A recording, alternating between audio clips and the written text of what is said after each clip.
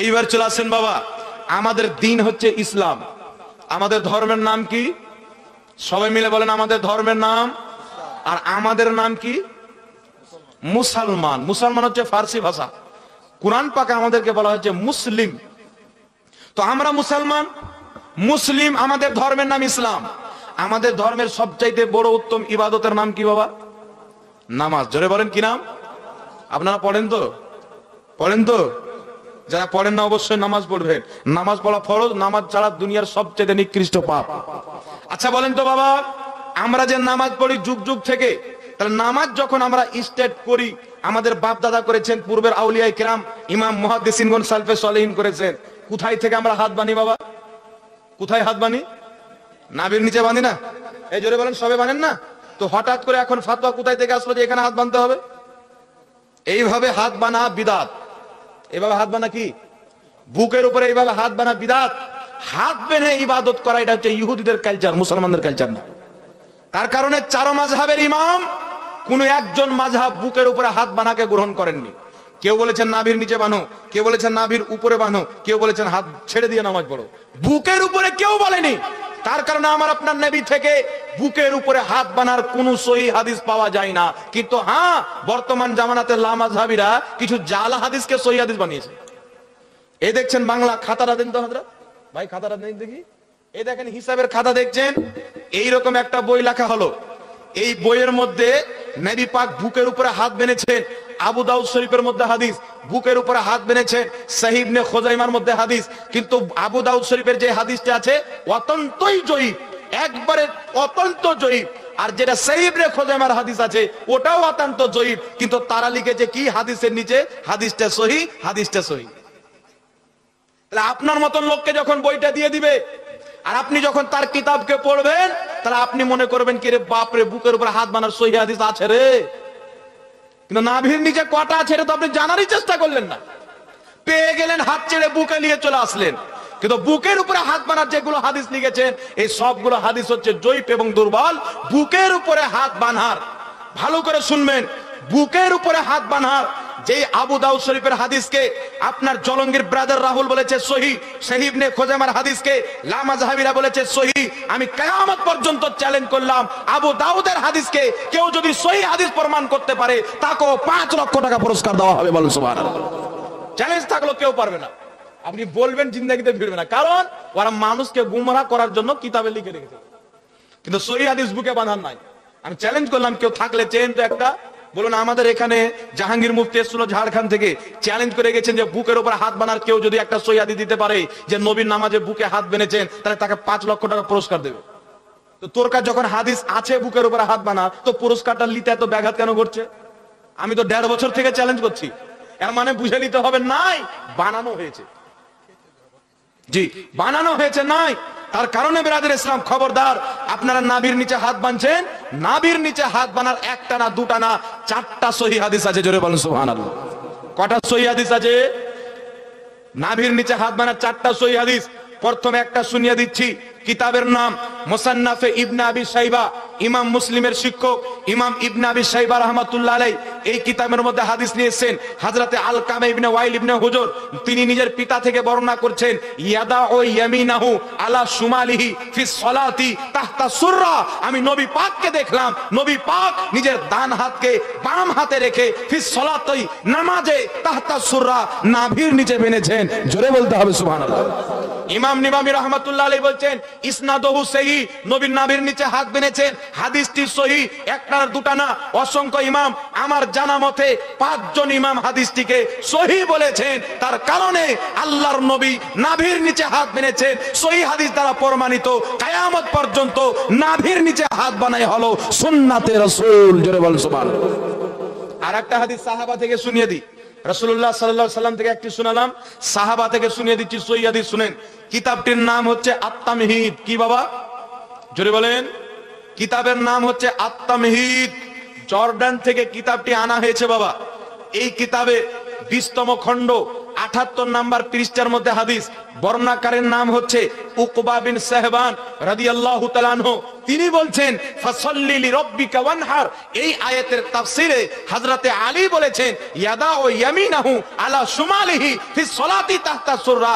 নামাজের সুন্নাত তরিকা হচ্ছে ডান হাতকে বাম হাতের উপরে রেখে নাভির নিচে বাঁধবে। জোরে বলুন সুবহানাল্লাহ। এই হাদিসের প্রত্যেকটা বর্ণনাকারী সহিহ সাহাবা থেকে হলো। এইবার আরেকটা হাদিস শুনিয়ে দিচ্ছি তাবেঈন থেকে, অর্থাৎ সাহাবী যিনি নবী পাককে দেখেছেন, তাবেঈ যিনি সাহাবীকে দেখেছেন। বিখ্যাত তাবেঈ ইমাম ইব্রাহিম নাখঈ রাহমাতুল্লাহ আলাইহি তিনি বলছেন হাদিসটি মুসান্নাফে ইবনে আবি শাইবা। মুসান্নাফে ইবনে আবি শাইবা বুখারী শরীফের পূর্বে লেখা হয়েছে, তিরমিজি শরীফের পূর্বে লেখা হয়েছে, মুসলিম শরীফের পূর্বে লেখা হয়েছে। মুসান্নাফে ইবনে আবি শাইবা হাদিস নাম্বার 3939। হযরত ইব্রাহিম নাখঈ বলছেন নামাজের সুন্নাত তরিকা হচ্ছে ডান হাতকে বাম হাতের উপরে রেখে নাভির নিচে বাঁধতে হবে। এটাই নবীর সুন্নাত। জোরে বলতে হবে সুবহানাল্লাহ। তার কারণে বিশ্ববিখ্যাত ইমাম 17 জন চাইতে বেশি সাহাবীকে দেখনেওয়ালা বিখ্যাত তাবেঈ ইমামে আজম আবু হানিফা রাহমাতুল্লাহ আলাইহি ফতোয়া দিয়েছেন নবী যেহেতু নাভির নিচে হাত বেঁধেছেন, সাহাবা নাভির নিচে হাত বেঁধেছেন, তাবেঈন নাভির নিচে হাত বেঁধেছেন, হযরতে আলী রাদিয়াল্লাহু তাআলা নাভির নিচে হাত বেঁধেছেন। ইমামে আজম আবু হানিফা বলছেন যেটা নবীর তরিকা ওটাই হচ্ছে আমার মাযহাব, যেটা সাহাবার তরিকা ওটাই হচ্ছে আমার মাযহাব। তাই হানাফি মাযহাবে নাভির নিচে হাত বানা সুন্নাত তরিকা। জোরে বলেন সুবহানাল্লাহ। কিন্তু বুকের উপরে হাত বানার কোনো হাদিস নাই বাবা, বুকের উপরে হাত বানার কোনো সহিহ হাদিস নাই। কালকে যদি কেউ আপনাকে হাদিস নিয়ে এসে দেয় হাদিসটা সহিহ, তো আমাদের মতন ডাক্তারের কাছে চেক আপ করিয়ে নিয়েন। বুঝতে পারলেন? একটা আমার কাছের লোক বাড়ি বহরমপুরে, তো আমি ওই দিক দিয়ে যাওয়া আশা করলি তার সাথে সাক্ষাৎ করি। একটা কলেজ বন্ধ হলো, মাস্টার আছে, চাকরি করে। তো বহরমপুরে গীতারাম বলে একটা হসপিটাল আছে, জি নার্সিং হোম না কি বলে, তো গীতারামে গিয়েছেন। তো ডাক্তার ফটো তুলেছে মাঝেই ব্যথা, তো ফটো তোলার পরই বলছে একে তাড়াতাড়ি করে অপারেশন করতে হবে, নচেত একটা পায়ের রগ নষ্ট হয়ে গেলে আর কিন্তু একটা পায়ে চলতে পারবে না। আর রিপোর্টও করে দিয়ে দিল। আবার টেনশনে পড়ে গেল বাবা, টাকা কত লাগবে? বলছে 2,40,000 টাকা। বেচারা খুব টেনশন আছে, বাড়ি এসে টাকা জোগাড় করাকরি চলছে, টাকাও জোগাড় হয়ে গেছে, যাবে। একটা লোক বলছে শোনো এখানে চেক আপ করালে একবার আর চেক আপ করো বড় ডাক্তারের কাছে গিয়ে। এ সরাসরি ফ্লাইটে চেপে আপনার চলে যাচ্ছে ব্যাঙ্গালোর, ব্যাঙ্গালোরে গিয়ে ফটো তুলে চেক আপ করালো, আর মাত্র ৭৭ টাকার একটা ক্যাপসুল দিল। কত টাকা? একটাই ট্যাবলেট দিল, বলছে খেয়ে নাও। খেয়ে এলো, ব্যথা আজকেও গেল, কালকেও গেল। চিন্তা করছেন কোনো ব্যথা নাই, ঠিক হয়ে গেল। তাহলে আপনাকে কোনো হাতুড়িয়া পাঠিয়েছে বুকের উপরে হাত বানার হাদিস দিবে, লিখা আছে নিচে সহিহ, আপনি বিভ্রান্তিতে পড়িয়েন না, যাচাই করিয়ে নিয়েন। যদি যাচাই না করান তো ওখানে যদি অপারেশন করে নিত তাহলে কি হতো বাবা? অক্ষম হয়ে যেত, কাটা হয়ে যেত বিনা কারণে, অকারণে ক্ষতি, আর 2,40,000 চলে যেত। আর ওষুধ খরচা, আর আসা যাওয়া খরচা, আর বিছানে পড়া খরচা, কতদিন ইনকাম করতে পারতো না, কত টাকা লস হতো বাবা। তা আপনার ইমান যেন লস না হয়, তাই হক্কানি আলিম ওলামাদের কাছ থেকে, আহলে সুন্নাত ওয়াল জামাত হানাফি মাযহাবের আলিম ওলামাদের কাছ থেকে আপনি যাচাই করিয়ে নেবেন হাদিসটা সহিহ না জয়ীফ। আর আমি বলে দিলাম, কেউ যদি দিতে পারলে বলবেন আমি 5 লাখ টাকা দিয়ে দেবো যে বুকের উপর হাত বানার সহিহ হাদিস আছে। যাই হোক বিরাদর ইসলাম, এইবার চলে আসেন, হাত বানা হয়ে গেল। হাত বানার পর আমরা যে নামাজ আদায় করি, একটি মাসআলা খুব গুরুত্বপূর্ণ, আপনারা ধ্যান দিয়ে শুনবেন, হালকা মনে করবেন না বাবা, শুনে রাখেন, আপনাদের কাজে দিবে। মাসলাটা হচ্ছে যে ইমাম সাহেবের পিছনে আমরা সূরা ফাতিহা বা অন্য কোন সূরা পাঠ করব কি করব না, নাকি বলেন? অনেক মৌলবি পাওয়া যায়, ইউটিউব খুলেন, লিখবেন যে ইমাম সাহেবের পিছনে সূরা ফাতিহা পড়তে হবে কি হবে না। সূরা ফাতিহা পড়তে হবে না যদি 2টা মৌলবি আছে, তো হবে 10টা মৌলবি আছে। তখন আপনি কি করবেন? 2টা শুনবেন না 10টা শুনবেন? আপনার সাধারণ জ্ঞান বলবে যে 10টা যেদিকে আমিও দিকে, নাকি? জি, এটাই চিন্তা করবেন। তার কারণে এই বিষয়গুলো ঘটতে আরম্ভ হয়েছে, তাই আপনাদের শুনে রাখা দরকার। আজ থেকে 1300 বছর পূর্বে ইমামে আজম আবু হানিফা ফতোয়া দিয়েছেন যে ইমামের পিছনে কিরাত করা চলবে না, সূরা ফাতিহা পড়া চলবে না। আর ফুকাহায়ে কেরাম বলেছেন ইমামের পিছনে সূরা ফাতিহা পাঠ করা জায়েজ নয়, এটা হচ্ছে অবৈধ কাজ, মাকরুহে তাহরিমি, নাজায়েজ হবে, গুনাহ হবে। এইবার দেব দলিল, আগে ফাতোয়াটা শুনিয়ে দিলাম, দলিল দেব এইবার। আচ্ছা, যারা পড়তে বলে তাদের দলিল কি, ওটা তো আগে জানতে হবে, নাকি বলেন? তারপর আমাদের দলিল দেব। বুখারী মুসলিমের হাদিস, রাসূল পাক সাল্লাল্লাহু আলাইহি সাল্লাম বলছেন যেই ব্যক্তি সূরা ফাতিহা পাঠ করলো না, উম্মুল কুরা অর্থাৎ ফাতিহা শরীফ পাঠ করলো না, লা সালাত, তার নামাজই হলো না। যেই ব্যক্তি সূরা ফাতিহা পাঠ করলো না, তার নামাজ হলো না। এই জন্য বিরাদর ইসলাম মাযহাব মানা ওয়াজিব। মাযহাব মানা কি জরুরি। এই জন্য মাযহাব মানার প্রতি সমস্ত উম্মতের ইজমা হয়েছে। আল আসবাব ওয়ান নাযাইর কিতাবের মধ্যে লেখা আছে 4 মাযহাবের মধ্যে কোন একটি মাযহাব মানা জরুরি। মাযহাব মানার প্রতি ইজমা হয়েছে। তাফসিরে সাবির মধ্যে ইমাম সাবি লিখেছেন 4 মাযহাবের যারা অন্তর্ভুক্ত তারাই হেদায়েত প্রাপ্ত। যারা কোনো মাযহাবকে মানে না, যতই সহিহ হাদিস বলুক, তারা পথভ্রষ্ট এবং পথভ্রষ্টকারী। কমসে কম 300 কিতাবের হাওয়ালা আছে। মাযহাব মানা জরুরি, মাযহাব মানার প্রতি ইজমা হয়েছে।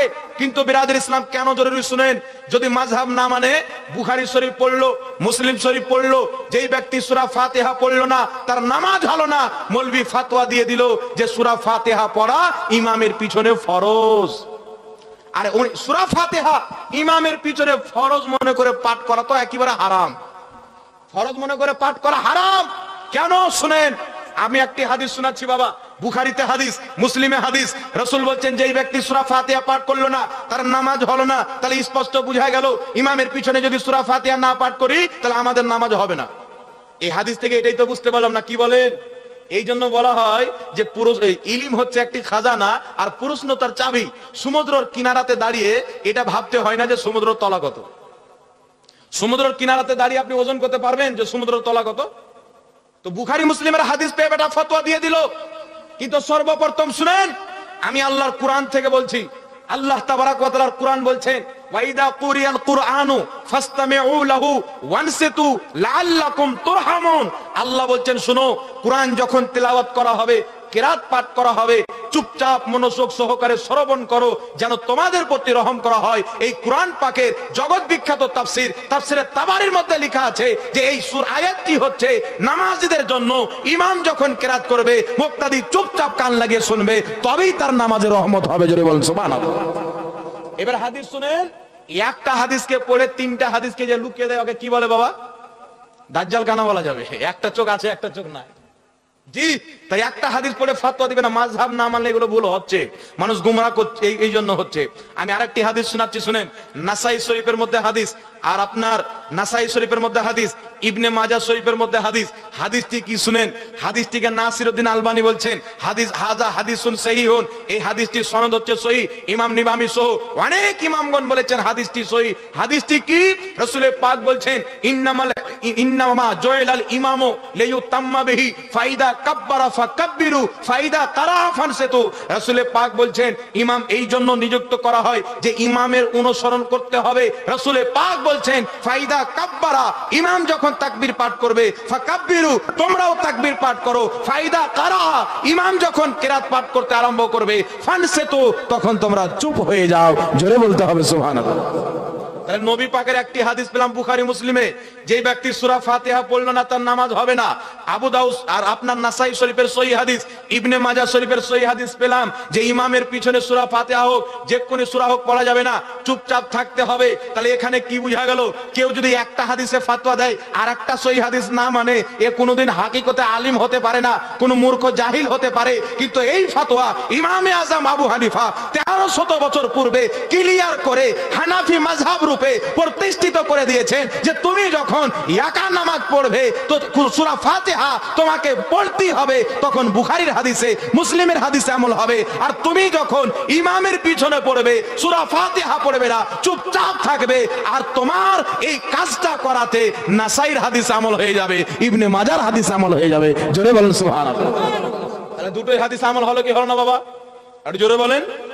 আমি একা আছি, সূরা ফাতিহা আমাকে পড়তে হবে, না পড়লে নামাজ হবে না, বুখারী মুসলিমের হাদিস আমল।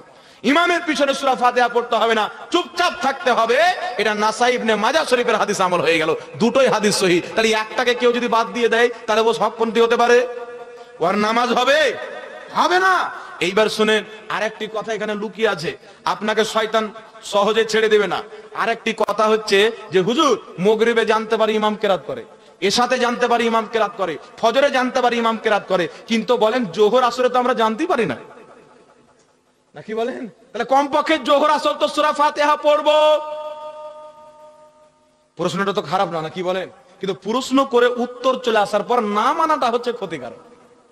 আপনি একটা প্রশ্ন করলেন, সুন্দর হাদিস থেকে উত্তর দেওয়া হলো, তারপরও আপনি মানবেন না, এর মানে আপনার মোহর লেগেছে খাতামাল্লাহু আলা কুলুবিহিম ওয়ালা সামিহিম ওয়ালা আবসারিহিম গিশাওয়াতুম ওয়ালাহুম আযাবুন আযীম। ওর অন্তরে পর্দা, কানে পর্দা, চোখে পর্দা। হক দেখতে পাবে না, বুঝতে পারবে না, শুনলেও বিশ্বাস করতে পারবে না, অন্তরই বুঝবে না। শুনেন, এর জবাব দেব আমি হাদিস থেকে। হাদিসটি তিরমিজি শরীফের, যে হাদিসকে নাসিরউদ্দিন আলবানী সহিহ বলেছেন, তারপরে যে হাদিসকে ইমাম তিরমিজি বলছেন হাদা হাদিসুন হাসানুন সহিহুন, এই হাদিসের সনদ হচ্ছে হাসান সহিহ। হাদিসটি কি? বিখ্যাত সাহাবী জাবির ইবনে আব্দুল্লাহ রাদিয়াল্লাহু তাআলা আনহু বলছেন, এই শুনো, যেই ব্যক্তি সূরা ফাতিহা পড়লো না তার নামাজ হলো না। হযরতে জাবির ইবনে আব্দুল্লাহ বলছেন যে সূরা ফাতিহা পড়লো না তার নামাজ হলো না, ইল্লা আইয়াকুনা ওয়া রাল ইমাম, কিন্তু ইমামের পিছনে থাকলে পড়তে হবে না। জোরে বল সুবহানাল্লাহ। যে ব্যক্তি সূরা ফাতিহা পড়বে না তার নামাজ হবে না, সাহাবা ফয়সালা করে দিলেন, কিন্তু ইমামের পিছনে পড়তে হবে না। তাহলে আসরের নামাজে ইমামের পিছনে থাকে না আগে থাকেন?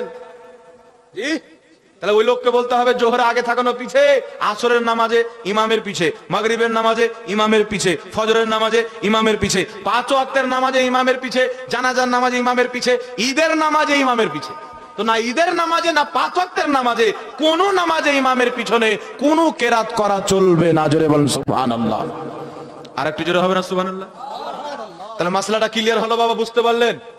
দলিল পেয়েছেন তো? তো হঠাৎ করে কেউ আপনার কাছে নতুন মাসলা নিয়ে চলে আসবে, আপনি বলবেন এতদিন তাহলে বাপ দাদা সব জাহান্নামে চলে গেল, আজকে জান্নাতের টিকিট নিয়ে চলে আসলে। জান্নাতের রাস্তা আজকে খুঁজে পাওয়া যায়নি বাবজি, জান্নাতের রাস্তা 1450 বছর পূর্বে খুঁজে পাওয়া গেছে, আমার নবী এলান করে দিয়েছেন। যাই হোক বিরাদের ইসলাম, আর একটা কথা মাসলা ক্লিয়ার করে শুনেলেন। আর একটা মাসলা হচ্ছে, এই ছোটখাটো মাসলা নিয়ে সমাজে দ্বন্দ্ব হয়, আমি ফেরেজ করে দিতে চাচ্ছি যেন দ্বন্দ্ব না হয়। ফরজ নামাজের পরে দোয়া বলে আছে না নাই? একটু জোরে বলেন, দ্বন্দ্ব আছে না নাই? ফরজ নামাজের পর আমি কয়েকটা মসজিদে দেখেছি সবাই দোয়া করছে, 2-1টা যুবক ছেলে, ওদের টার্গেট হচ্ছে ইয়াং জেনারেশন, যে ভবিষ্যতে 100 বছরের পর এই যে আগেকার লোক সব মরে যাবে, কারণ আগেকার লোক তো দেখেছে শত শত বছর থেকে যে কোনটা ছিল আর কোনটা ছিল না। এখন যারা ইয়াং জেনারেশন হচ্ছে এদের মধ্যে দেওয়া হচ্ছে যে বাপ দাদা সব ভুল করলে তুইও ভুল করবি, এরা মানুষকে শিক্ষা দেওয়া হয়। আর কিছু লোক মনে করে কি যে আমরা এগুলো করেছি, আমাদের দলিল নাই রে, বড্ড চিন্তাতে পড়ে যায়, আর পড়ার পরে নিজের ধর্ম চেঞ্জ করে 72 জাহান্নামী ফিরকাতে চলে যায়। তাই বেরাদের ইসলাম, খবরদার, আপনাকে আগে যাচাই করতে হবে। গ্রামের ইমাম সাহেব আছেন, হয়তো দুর্বল আলিম হতে পারে, সব আলিম সব জিনিসের জ্ঞান রাখে না, পারছেন না, ভালো মুফতির সঙ্গে যোগাযোগ করেন, আপনার মসলা অবশ্যই হল হবে। আপনার জানার বিষয় আছে, আপনি জানতে পারেন, কিন্তু কোনো পথভ্রষ্ট মৌলবীর ফতোয়া শুনে না দোয়া বন্ধ করা যাবে, না সালাম বন্ধ করা যাবে, না ফাতিহা বন্ধ করা যাবে, না মিলাদ বন্ধ করা যাবে, না আপনার ইমামের পিছনে সূরা ফাতিহা চালু করা যাবে, না নাভির নিচে হাত বানা বন্ধ করা যাবে, যেটা 1300 বছর থেকে চলছে, কিয়ামত পর্যন্ত চালাতে হবে। জোরে বলেন সুবহানাল্লাহ। আমি তো 1250 বছর পূর্বের কিতাব পড়েছি, আত-তামবিহুল গাফিলিন, ইমাম সামারকান্দের লেখা কিতাব, 1250 বছর পূর্বে ওই কিতাবে লেখা আছে ইয়া নবী সালাম আলাইকুম। আপনি চিন্তা করেন তো, 1250 বছর পূর্বে আর মুসলমান ছিল না, ওনারা শরীয়ত বুঝতেন না, এগুলো কিছু না বাবা, এই ছোট ছোট বিষয় নিয়ে দ্বন্দ্ব তৈরি করা। সালাম কেমন কি, কোনো ব্যক্তি করলো নেকি পেলো, কেউ করলো না নেকিটা পেলো না, কিন্তু নাজায়েজ হারাম মনে করে যদি না করে তোর গুনাহ হবে, পাপী হবে। মুস্তাহাব কাকে বলে? করলেন নেকি পেলেন, না করলেন পেলেন না। জুম্মার দিনে হচ্ছে নামাজ পড়ছে মানুষ, জুম্মা শেষ সালাম সালাতু সালাম হবে, দাঁড়িয়ে সব ইয়া নবী সাল্লাল্লাহু আলাইহি পড়বে, আপনার বিশেষ কাজ আছে, আপনি করলেন না, চলে গেলেন, কোনো গুনাহ হবে না। কিন্তু আপনি মনে করছেন হারাম নাজায়েজ যারা করছে জাহান্নামে যাবে, তাহলে আপনি নিজেই জাহান্নামে যাবেন না করে। জি, আর মুস্তাহাব করলে নেকি, না করলে গুনাহ নেই। আর এটাকে রেগুলার ছাড়তে হয়, যেমন নফল নামাজ ওলামায়ে কেরাম বলেছেন পড়বেন তো নেকি পাবেন, না পড়লে গুনাহ হবে না, কিন্তু প্রত্যেকদিন ছাড়তে হয় না। ওরকম মুস্তাহাব প্রত্যেকদিন ছেড়ে যে আপনি চলে যাবেন, এটা খারাপ দেখায়, কারণ এটা আমার নবীর সাথে নিসবত আছে, আর নবীর সাথে নিসবত হলে উম্মত কোনোদিন একে হালকা মনে করতে পারে না। জোরে বলেন সুবহানাল্লাহ। এটা আমাদেরকে বুঝতে হবে বাবা। কিন্তু ছোট ছোট বিষয়কে নিয়ে লাগিয়ে দিল ঝামেলা, লাগিয়ে দিল দ্বন্দ্ব। বিষয় তো এটা না, বিষয়টা হচ্ছে আকীদার বিষয়, বিষয়টা হচ্ছে ঈমানের বিষয়। আমাদের মধ্যে যে 72 জাহান্নামী ফিরকা হবে, তাদের আকীদা হবে খারাপ। আকীদা কি হবে? আকীদা হবে খারাপ। কি খারাপ? আজকে লামাযহাবী যারা ভাইদের আকীদা, মৌলবীরা কি শিক্ষা দিচ্ছে?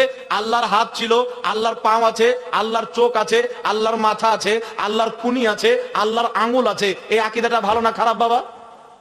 জোরে বলেন। একটা হিন্দু ভাই চিন্তা করলো যে ভগবান তো আমাদের চাইতে গ্রেট হওয়া উচিত, তো আমাদের 2টা হাত আছে, তো রামের 4টা হাত করে দাও, ভগবানের 6টা হাত করে দাও। তো মূর্তির কোনটা দেখবেন 4টা হাত আছে, কোনটার 6টা আছে, কোনটার 8টা আছে। আমি তাদেরকে ছোট করছি না, তাদের ধর্ম তাদের কাজ, আমাদের ধর্ম আমাদের কাজ। তো কিছু মৌলভিও এটা প্রচার করতে আরম্ভ করলো আল্লাহর হাত পা আছে। খবরদার, এই আকীদা হচ্ছে মুজাসসামাদের আকীদা। ইসলামের আকীদা হলো আল্লাহ নূর, আল্লাহ হচ্ছে নূর, আল্লাহর কোনো আকার আকৃতি নাই। জোরে বলতে হবে সুবহানাল্লাহ। আল্লাহ কোরআন পাকে হাত শব্দ এগুলো যে ব্যবহার করেছেন নিজের গুণকে বুঝার জন্য। মানুষকে যদি একটা বড় কিছু আপনি বুঝান তাহলে কিরকম ভাবে বুঝাইতে হবে বাবা? একটা মাস্টার যিনারা আসেন, আপনি জিজ্ঞাসা করবেন যিনারা ছেলেকে বুঝায়, ছেলে যদি একটু কম নলেজ রাখে আর খুব বড় জিনিস যদি বুঝাবার চেষ্টা করে মাস্টার সাহেব, তো কত রকম ভাবে ঘুরিয়ে ঘাড়িয়ে উদাহরণ দিয়ে তাকে বুঝায়, নাকি বলেন? ট্রেক্টরের উদাহরণ, ঘাসের উদাহরণ, যেটা মানে সে বুঝতে পারবে উদাহরণ দিয়ে বুঝিয়ে দেয়। তো আল্লাহ তো কোরআন মানব জাতিকে বুঝার জন্য পাঠিয়েছে। তো আল্লাহ কোরআনে বলছেন যে নবী, যারা আপনার হাতে ব্যয় হল আমি আল্লাহর হাতে ব্যয় হল, এটা ফজিলত বুঝিয়েছেন। তার কারণে তারা বলছে আল্লাহর হাত যদি না থাকতো আল্লাহ হাত বললো কেন? কিন্তু আল্লাহ প্রত্যেক মুফাসসিরিন লিখেছে। তাফসিরে মাতুরিদির মধ্যে 1000 বছর পূর্বেকার তাফসিরের কিতাব, 1200 বছর পূর্বের, 900 বছর পূর্বের তাফসিরের কিতাব উঠেলেন, সবাই বলেছেন আল্লাহ যেখানে হাত বলেছেন, পাও বলেছেন, এর দ্বারা নিজের কুদরতকে বুঝিয়েছেন। নচেত আল্লাহ আকার আকৃতি থেকে পাক। কেউ যদি আল্লাহর আকার মানে সৃষ্টির মতন, ও মুসলমান থাকে না, কাফির হয়ে যায়। প্রত্যেক তাফসিরের কিতাবের মধ্যে লেখা আছে। তার কারণে বিরাদ ইসলাম আকীদা তফাত, আকীদা। আচ্ছা বলেন তো বাবা, নবী পাকের ওসিলা দিয়ে দোয়া করা যাবে না? বলেন। এখন মৌলবি ফতোয়া দেয় না, পান দিবেন ভাই, মৌলবি ফতোয়া দেয় না যে নবীর ওসিলা দিয়ে দোয়া করা শিরক। হজ করতে যাবেন, জান্নাতুল বাকি কবরস্থান নাম শুনেছেন বাবা?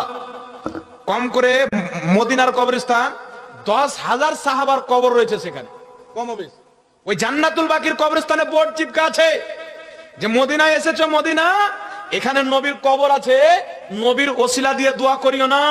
ওখানে লিখে রেখেছে নবীর বা ওলির, অর্থাৎ নবীর ওসিলা বা সাহাবার ওসিলা দিয়ে দোয়া করা হচ্ছে শিরকে আকবার। মানে কেউ যদি মূর্তি পূজা করে এটাও শিরিক, কেউ নবীর ওসিলা দিয়ে দোয়া করে এটাও শিরিক। মূর্তি পূজা করার চাইতে নবীর ওসিলা দেওয়াটা বড় শিরিক। বলে নাউজুবিল্লাহ, নাউজুবিল্লাহ বলবেন না? শুধু তাই নয়, এই লামাযহাবীদের সর্বপ্রথম কিতাব কিতাবুত তাওহীদ, মুহাম্মদ বিন আব্দুল ওয়াহাব নজদি, যার থেকে ওয়াহাবী মতবাদের জন্ম, নিজের কিতাব কিতাবুত তাওহীদের মধ্যে পৃষ্ঠা নাম্বার 66 মধ্যে এবং 67 মধ্যে 2 পৃষ্ঠা মিলিয়ে মাসলাটা আছে। এখানে লিখতেছে যে আদম আলাইহিস সালাতু ওয়াস সালামও শিরক করেছে। নাউজুবিল্লাহ বলবেন না? আদম আলাইহিস সালাতু ওয়াস সালামও শিরক করেছে। তাহলে যার দলের গুরু নবীগণের উপরে শিরকের ফতোয়া দেয়, আমাকে আপনাকে ছাড়বে বাবা? জোরে বলে, আমাকে আপনাকে ছাড়বে? জি, আপনার বাপকে যদি কেউ সম্মান না দেয় আপনাকে দিবে না? কি বলেন, আপনাকে সম্মান দিবে বাবা? আমি চিন্তা করলাম যে অমুক দেশের লোক মুশরিক, আমাদের নবীকে সম্মান দেয় না, তো আমাকে দিবে? তাহলে এটা আমার ধারণা করা ভুল না? তো যে নবীর উপরে শিরকের ফতোয়া লাগিয়ে রেখেছে, তো প্রশ্ন তো হবে, সামনে হবে তো, যে নবীকে কোন ব্যক্তি যদি বলে নবী শিরক করেছে, আর আল্লাহ বলছেন শিরক হচ্ছে সর্বশ্রেষ্ঠ গুনাহ, সব চাইতে বড় গুনাহ, সব গুনার ক্ষমা আছে, শিরকের কোনো ক্ষমা নাই, তাহলে কি বোঝা গেল? আদম নবী শিরক করেছেন মানে আদম নবী গুনাহ করেছেন। আর শরীয়ত বলছে আল আম্বিয়াও মাসুমুন, প্রত্যেক নবী মাসুম। কেউ যদি কোন নবীকে গুনাহগার মনে করে, ওই ব্যক্তি কাফির এবং মুরতাদ হয়ে যায়, ওয়াজিবুল কাতাল হয়ে যায়। জোরে বলুন সুবহানাল্লাহ। কোন ব্যক্তি যদি বলে নবী গুনাহ করেছেন, যে কোনো নবী হোক, কারণ প্রত্যেক নবী মাসুম। কেউ যদি বলে নবী গুনাহ করেছেন, তাহলে ইসলামের দৃষ্টিতে নবীর তাওহীন করার কারণে মান সাব্বা নবিয়ান ফাকতুলু, ইসলামিক রাষ্ট্র যদি থাকে ওর গর্দান উড়িয়ে দিতে হবে, উড়িয়ে, যতই তওবা করো, বলে দিয়েছে উড়িয়ে দেন। তার কারণে বেরাদের ইসলাম, নিজের ঈমানকে চিনতে হবে, পথভ্রষ্টদেরকে বুঝতে হবে। তো ফরজ নামাজের পরে সম্মিলিত দোয়া বা হাত তুলে দোয়া, এটা বিষয় ছিল না, কি বলেন? ফরজ নামাজের পরে দোয়া করা যাবে কি যাবে না? দলিলটি নিয়ে নেবেন। একটা হচ্ছে আম হুকুম, একটা হচ্ছে বাবা খাস হুকুম। সুনানুল কুবরা লিল বাইহাকির মধ্যে সহিহ সনদে হাদিস, সাহাবী রাসূল বলছেন আল্লাহর নবী সাল্লাল্লাহু আলাইহি সাল্লাম যখনই নামাজ পড়াতেন, প্রত্যেক ফরজ নামাজের পর নবী পাক সালাম ফেরানোর পর মুক্তাদির দিকে চেহারা করতেন, তারপরে নিজের দুইখানা হাত তুলতেন, আর দুইখানা হাত তোলার পর আল্লাহর দরবারে দোয়া চাইতেন। বলেন সুবহানাল্লাহ। তাহলে নবী যদি হাত তুলে দোয়া করে, আবু বকর সিদ্দিক হাত নামিয়ে রাখবেন? নবী যদি দোয়া করেন তো সাহাবা হাত নামিয়ে রাখবেন? নবী দোয়া করেছেন মানে সাহাবা অবশ্য করেছেন।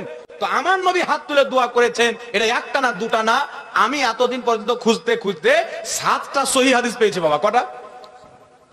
বিশুদ্ধ হাদিস 7টা পেয়েছি, আরো আছে আলহামদুলিল্লাহ। এই বিষয়ে আমার বড় ভাই মুফতি আমজাদ হোসেন সিমনানি, নামটা আপনারা শুনে হবেন, মুফতি আমজাদ হোসেন সিমনানি সাহেব অসংখ্য 100 চাইতে বেশি কিতাব লিখেছেন। রিসেন্টলি কিছুদিন পর মনে হয় কালকে ওনার বাড়িতে কিতাবটা পৌঁছে যাবে। নামাজের পরে সম্মিলিত মুনাজাত, হাত তুলে মুনাজাত, জালসাতে মুনাজাত, বাড়িতে মুনাজাত, সবাই মিলে সবাই হাত তুলবে, একজন দোয়া করবে, সবাই আমিন বলবে। সব জায়গাতে জানাজার পর, দাফনের পর, জালসার মধ্যে, জালসার পর, বাড়িতে, নতুন দোকান উদ্বোধন করাতে, নামাজের পরে, মসজিদের ভিতরে, প্রত্যেক পবিত্র জায়গাতে নবী মুস্তাফা জায়েজ করে দিয়েছেন। জোরে বলুন সুবহানাল্লাহ। একটি হাদিস শুনিয়ে দিচ্ছি, হাদিসটি হাকিম আল মুস্তাদরাকের মধ্যে।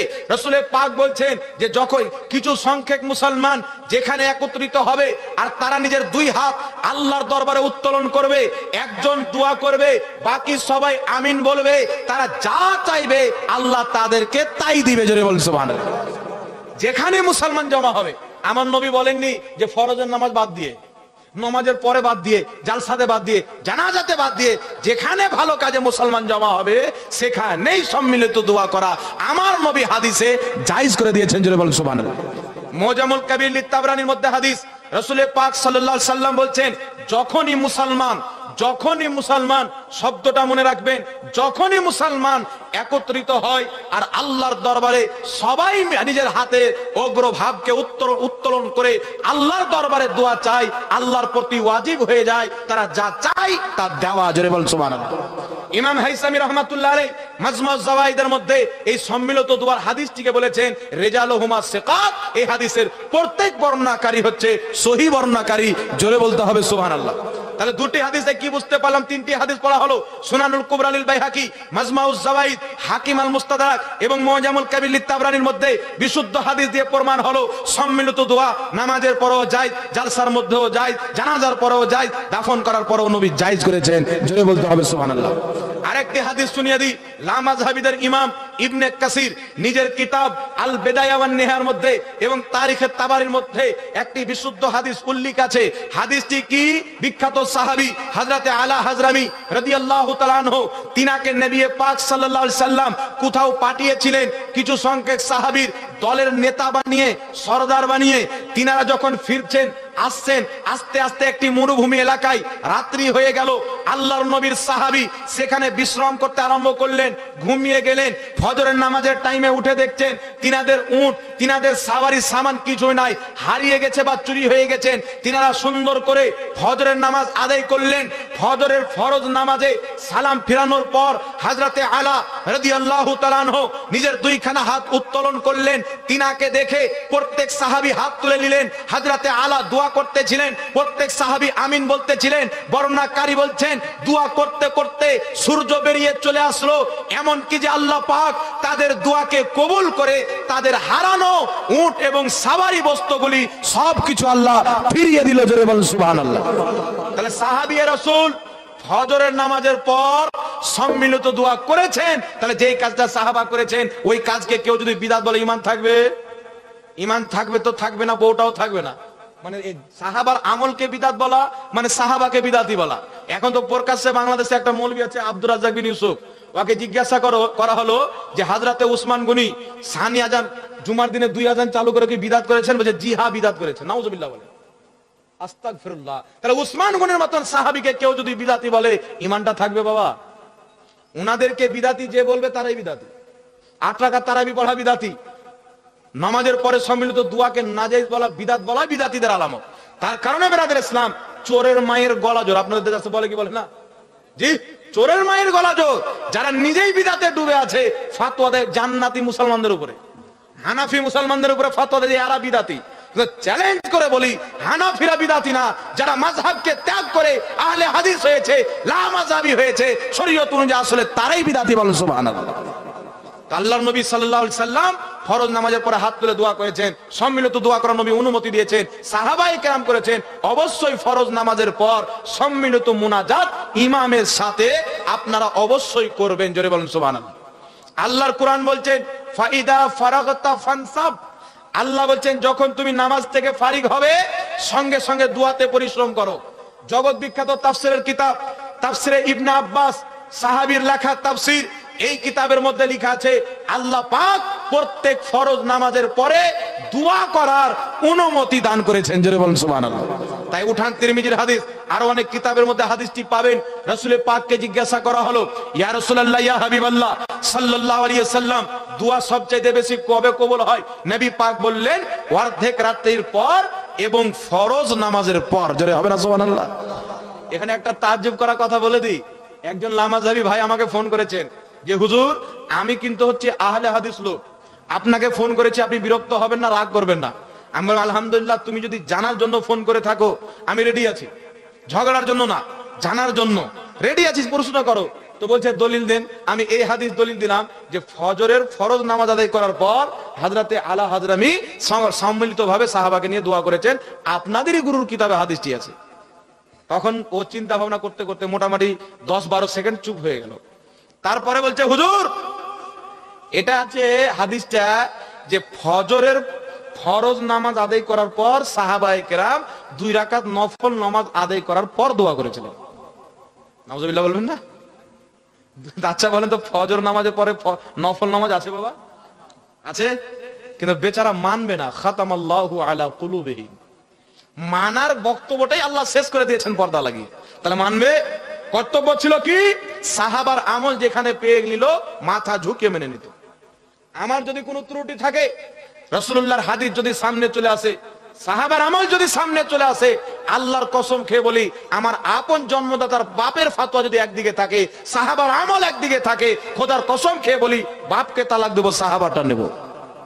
কারণ আমার নবী বলেছেন, মান আলিহি ওয়া আসহাবি, আমার সাহাবার তরিকাতে নাও, তবেই তুমি জান্নাতি হবে। বলেন সুবহানাল্লাহ। বাপের তরিকা না। তাই সাহাবায়ে কেরামের তরিকা বাবা যুগ যুগ থেকে চলে আসছে। সাহাবা, সালফে সালেহ, তাবেঈন সবাই সম্মিলিতভাবে ফরজ নামাজের পরে দোয়া করেছেন। কাবা ঘরে ইমাম করে না, তো কাবা ঘরের ইমাম করে না তো কি হয়ে গেল? জি, কোন সমস্যা হবে কি? নবী পাক কি বলেছেন যে কাবা ঘরে যদি হয়তো করিও? একটা হাদিস আর শুনিয়ে দিই তাহলে আপনাদেরকে। হাদিসটা হচ্ছে কি, হযরতে আলী রাদিয়াল্লাহু তাআলা আনহু বাড়িতে নামাজ পড়ছেন, উনার বাড়ি মসজিদে নবীর আশপাশে। মসজিদে নবী যাচ্ছেন না, জিজ্ঞাসা করছেন সাহাবী, হুজুর, আল্লাহর নবীর মসজিদ মসজিদে নববী, এই মসজিদে নামাজ পড়লে অন্য মসজিদের চাইতে হাজারো গুণ বেশি নেকি পাওয়া যাবে, আর আপনি বাড়িতে নামাজ পড়ছেন, মানে বুঝলাম না।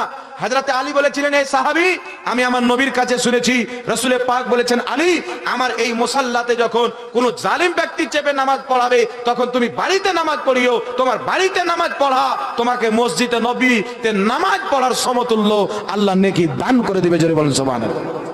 তারা কে ছিল জানেন? তারা হযরতে উসমান গনিকে হত্যা করার পর ওই মুসাল্লাতে চেপেছিল বালওয়াইরা নামাজ পড়াচ্ছিল। তারাও দাড়ি টুপিওয়ালা মুসলমান ছিল, কিন্তু হযরতে আলী তাদের পিছনে নামাজ পড়েনি। তাহলে আপনি কি বলবেন?